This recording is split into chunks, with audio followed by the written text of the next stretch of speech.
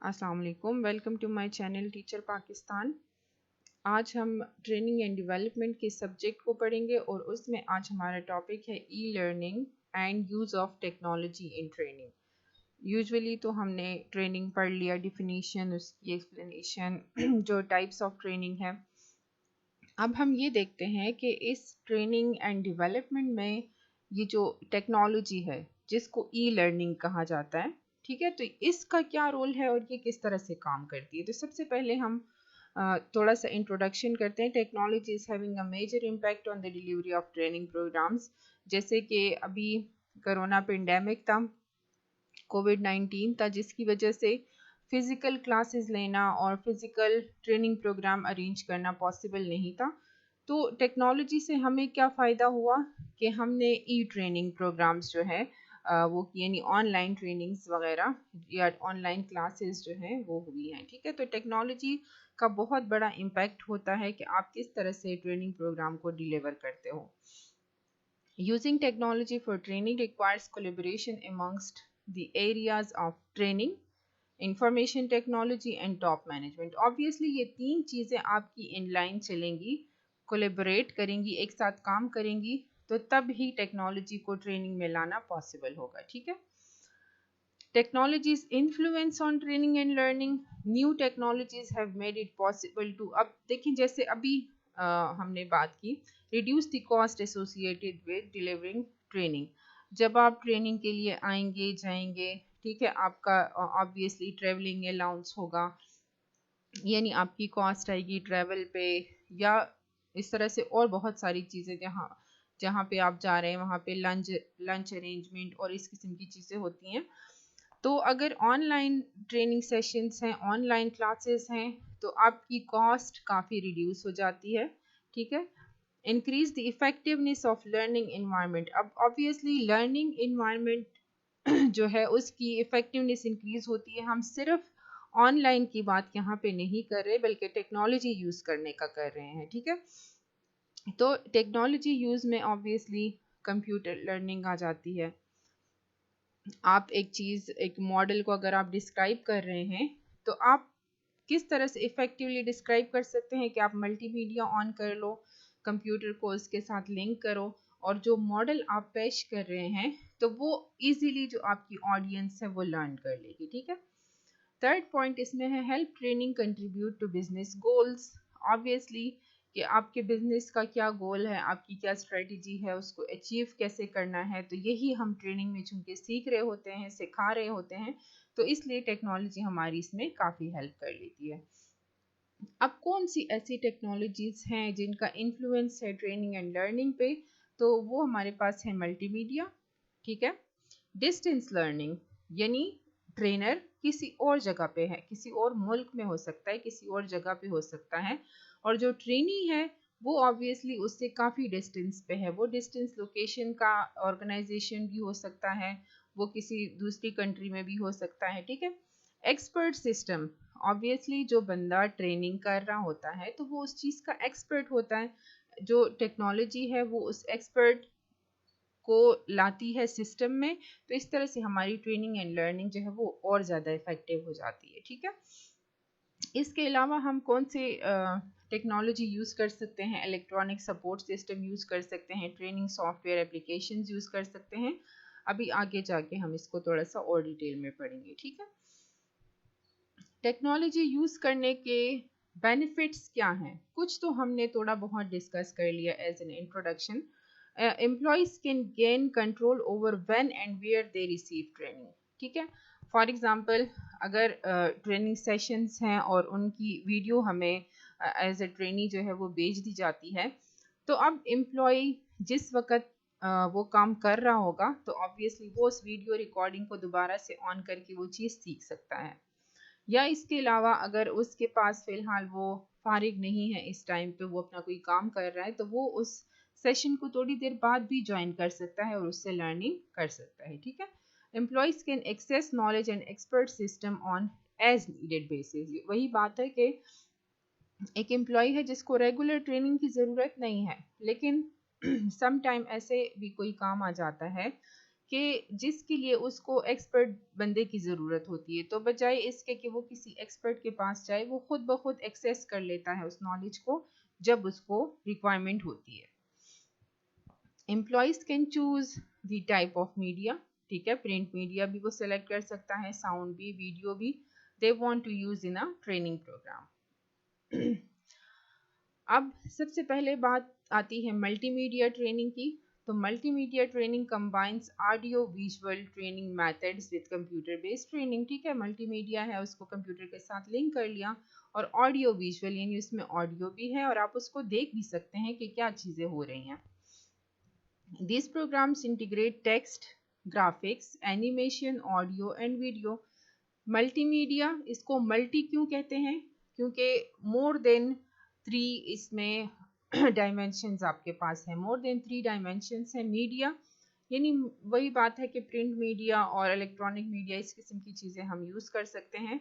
तो मल्टीमीडिया में क्या होता है कि आपके पास टेक्स्ट भी होता है, ग्राफिक्स भी होते हैं, एनिमेशन भी होता है, आवाज़ भी आ रही होती है और साथ में वीडियो भी आप देख सकते हैं। Because this training is computer based, the trainee can interact with the content. ठीक हो गया, यानी वो उस कंटेंट को, उन स्लाइड्स को या वो वीडियो जो चल रही है उसको एनी टाइम जो है वो इंटरेक्ट कर सकता है, एक्सेस कर सकता है। Can be delivered using interactive video, the internet और इंट्रानेट्स, ठीक है, यानी विद इन ऑर्गेनाइजेशन या out of the organisation multimedia training use हो सकती है। अब टेक्नोलॉजी और डिजिटल कोलैबोरेशन क्या चीज़ है, ठीक है। डिजिटल कोलैबोरेशन हमारे पास इसमें इंक्लूडेड है electronic messaging system, electronic meeting system, online communities of learning. अब इलेक्ट्रॉनिक मैसेजिंग तो ऑब्वियसली आप ईमेल कर सकते हैं, व्हाट्सएप कर सकते हैं, या इस तरह से और बहुत सारे मीडियाज हमारे पास अवेलेबल हैं जिनके थ्रू हम कम्युनिकेट कर सकते हैं, मैसेज कर सकते हैं, ठीक है। इलेक्ट्रॉनिक मीटिंग सिस्टम में हमारे पास जूम है, गूगल मीट है, इसके अलावा और बहुत सारी एप्लीकेशंस हैं जिनसे हम मीटिंग कर सकते हैं, मीटिंग अरेंज कर सकते हैं, स्काइप वगैरह है, ठीक है। ऑनलाइन कम्युनिटीज ऑफ लर्निंग, जो ऑनलाइन आपके पास एक कम्युनिटी होती है जो आपको लर्निंग के मौके देती है, यानी बहुत सारी ऑनलाइन एकेडमीज हैं या इस किस्म की चीज़ें हैं, ठीक है। Digital collaboration, the use of technology to enhance and extend employees' abilities to work together regardless of their geographic proximity. ज़रूरी नहीं है कि आप पाकिस्तान में ट्रेनिंग अरेंज कर रहे हैं तो सारे के सारे ट्रेनीज आपके पाकिस्तान में हो सकते हैं मल्टीनेशनल कंपनी है और डिफरेंट जगहों पे लोग, आपके एम्प्लॉयज़, आपके ट्रेनीज बैठे हुए हैं और आप पाकिस्तान से उनको जो है वो ट्रेनिंग दे सकते हैं, ठीक है। अब लर्निंग एनवायरनमेंट और इसकी टाइप्स क्या है। सबसे पहले तो लर्निंग एनवायरनमेंट को समझते हैं कि व्हाट इज़ लर्निंग एनवायरनमेंट। तो लर्निंग एनवायरनमेंट वो जगह है जहाँ पे आप कुछ सीख रहे हो, ठीक है। हमारे लिए पूरी दुनिया ही लर्निंग एनवायरनमेंट है। सबसे पहले हम इसकी टाइप्स को डिस्कस करते हैं कि लर्निंग सेंटर्ड एनवायरनमेंट क्या चीज़ है। दिस इज टाइप नंबर 1, ठीक है। एनवायरनमेंट्स पे close attention to the needs of the student. Students bring culture, beliefs, attitudes, skills, and knowledge to the learning environment. A learning-centered teacher builds on the conceptual and cultural knowledge of each student. The classroom is often involved in discussion where the students do much of the talking and construct their own meaning based on prior knowledge and experience. The teacher acts as the bridge between new learning and what students already know.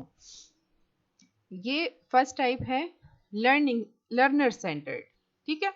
Learner कौन होता है? Learner हमारे पास होता है student, या फिर अगर हम ट्रेनिंग के लिहाज से देखें तो ट्रेनी जो है वो हमारे पास लर्नर है, जो ट्रेनर है वो टीचर है, ठीक है। अब जो एम्प्लॉयज़ के पास, जो स्टूडेंट्स के पास प्रियोर नॉलेज है और जो उनके पास एक्सपीरियंसेस हैं वो एक दूसरे से वो शेयर करते हैं, वो शेयर कर रहे होते हैं for the purpose of learning. और जहाँ पे उनको कोई इशू होता है तो वो जाते हैं अपने ट्रेनर या टीचर के पास, ठीक है। तो ये लर्नर सेंटर्ड, यानी लर्नर को आप खुद छोड़ दें कि वो खुद से जो है वो सीखे। दूसरा जो हमारे पास है वो है नॉलेज सेंटर्ड इन्वायरमेंट। अब This environment focus on helping students learn information with deep understanding, so students can use it in new situations and contexts. ठीक है? Teachers who believe in knowledge-centered classroom believe rote memorization does not lead to true understanding and only helps students learn the surface. Deep learning involves learning through problem solving. Knowledge centred क्या है कि trainer है, उसने कोई situation आपके आगे रखा और फिर आप क्या करते हो कि उस रियल लाइफ सिचुएशन को आप टैकल करते हो.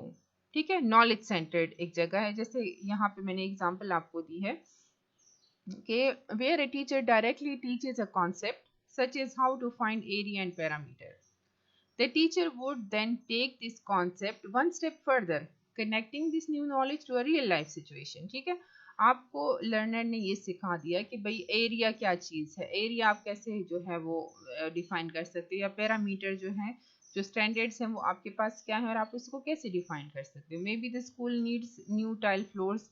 The student would actually measure the area and parameter of the classroom and the hallway using the measurement to calculate how much tile would need to be ordered. This would give them the understanding that these new math skills are used in real jobs such as installing tiles, etc.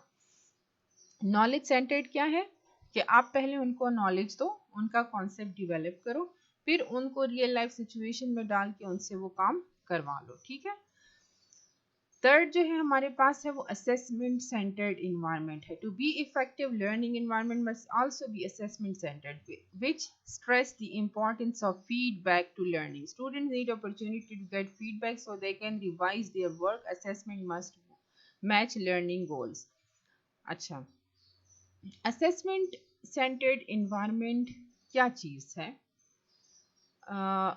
अगर easily हम इसको कह सकें कि आपने learning कर ली है, ठीक है, अब उस लर्निंग के बाद आपने उसको रियल लाइफ सिचुएशन में भी डाल दिया है, लेकिन असेसमेंट अब आपकी होगी, आपसे फीडबैक लिया जाएगा कि भाई ये चीज़ आपने सीख ली है, आपने जब इसको रियल लाइफ सिचुएशन में अप्लाई किया तो आपके पास क्या रिजल्ट्स आए. लेकिन ये असेसमेंट जो है आपके लर्निंग गोल्स के साथ मैच होना इसका बहुत ज़रूरी है. ठीक है. अब computer based training and learning क्या चीज़ है? Computer based training is an interactive training experience in which the computer provides the learning stimulus. ठीक है. The trainee must respond and the computer analyses the responses and provides feedback to the trainee. Computer based training जिस तरह से एक specific जगह पे training हो रही होती है, तो वहाँ पे भी एक स्टिमुलस क्रिएट किया जाता है कि आपने जाना है उस हॉल में जहाँ पे ट्रेनिंग हो रही है, फिर ये आपका रिस्पॉन्स है. ठीक है, कि आपका फॉर एग्जांपल ट्रेनिंग का टाइम है 9 बजे और आप रिस्पॉन्ड करते हो उसको, यानी आप 9 बजे वहाँ पे पहुँच जाते हो, फिर वहाँ पे जो चीज़ें आपको सिखाई जाती हैं आप उस पर रिस्पॉन्ड करते हो, आप सीखते हो. ठीक है. तो कंप्यूटर बेस्ड में सिंपली ये चीज़ें जो हैं हम थ्रू कंप्यूटर जो है वो अप्लाई करते हैं. कंप्यूटर बेस्ड ट्रेनिंग में क्या हो सकता है? ऑब्वियसली CD रोम, DVD, लेज़र डिस्क, ये चीज़ें यूज़ होती हैं. इंटरनेट बड़ा ज़रूरी है. वेब बेस्ड ट्रेनिंग होती है, ई लर्निंग होती है. ठीक है. इंटरैक्टिव वीडियो सेशंस होते हैं और साथ में वर्चुअल रियलिटी टाइप की चीज़ें होती हैं. तो ये 4 मुख्तलिफ आपके पास कंप्यूटर बेस्ड ट्रेनिंग चीज़ें हैं. आप इनमें से कोई सा एक या कॉम्बिनेशन ऑफ मैनी आप अडॉप्ट कर सकते हो. ठीक है. फिर ई लर्निंग एंड इट्स एडवांटेजेस. कि ई लर्निंग तो हो गई है, अब इसके एडवांटेजेस क्या हैं? It supports companies business strategy and objective. Obviously आप ट्रेनिंग क्यों दे रहे हो अपने एम्प्लॉयज़ को या ट्रेनीज को? ताकि वो आपके ऑब्जेक्टिव्स को अचीव करे, आपकी कंपनी को समझ सके, आपके काम को समझ सके, उनकी एफिशिएंसी इफेक्टिवनेस ज़्यादा हो. ठीक है. It is accessible at any time at any place. E learning का फ़ायदा ये है कि आपको एक जगह पे आना नहीं पड़ेगा, बल्कि आप अपनी जगह पे बैठे बैठे भी बहुत कुछ सीख सकते हैं.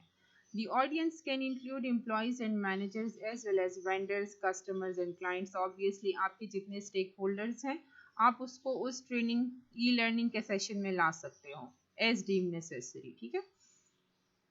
Training can be delivered to geographically dispersed employees. वही बात है कि अगर मल्टीनेशनल कंपनी है या एक ऑर्गेनाइजेशन है जिसके बहुत सारे ब्रांचेस हैं, बैंक्स हैं, कुछ भी ऐसा है, तो आप जियोग्राफिकली डिस्पर्स्ड एम्प्लॉइज को भी इजीली ई लर्निंग के थ्रू आप उनको ट्रेनिंग दे सकते हो। ठीक है, training can be delivered faster and to more employees in a shorter period of time, यानी उस आने जाने में, लंच वगैरह में, इन चीज़ों में जितना टाइम वेस्ट होता है तो आप उस टाइम को भी बचा सकते हो। तो आप जल्दी से फास्टर जो है वो आप डिलीवर कर सकते हो अपना लेक्चर, अपनी ट्रेनिंग।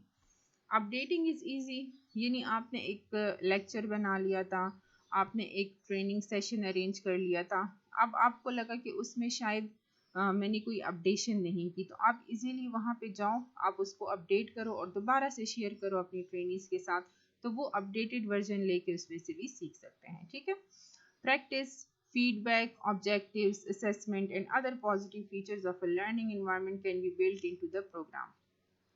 आप इस तरह से प्रोग्राम बना सकते हो ई लर्निंग का कि उसमें जो आपके ट्रेनिंग्स हैं वो प्रैक्टिस भी करें, फिर वो आपको फीडबैक भी दें। ठीक है, जो उन्होंने ऑब्जेक्टिव्स अचीव किए वो भी आपको बताएं, जिसके थ्रू आप इजीली उनकी असेसमेंट कर सकते हो। कुछ और मेथड्स भी हैं ई लर्निंग के, जैसे डिजिटल कोलैबोरेशन की हमने थोड़ी सी बात की, synchronous, trainers, experts and learners interacting with each other live and in real time, just like face to face classroom instruction। ठीक है, इसको synchronous बोलते हैं।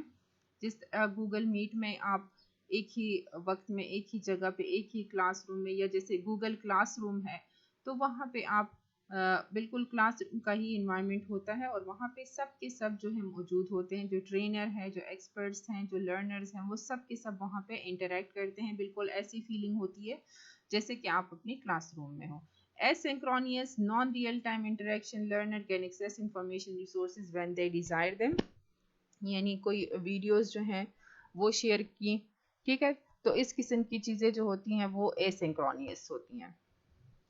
इसके अलावा है इंटेलिजेंट ट्यूटोरिंग सिस्टम्स, जिसमें 3 टाइप की चीज़ें हैं, ट्यूटोरिंग है, कोचिंग है, एम्पावरिंग इन्वायरमेंट्स है।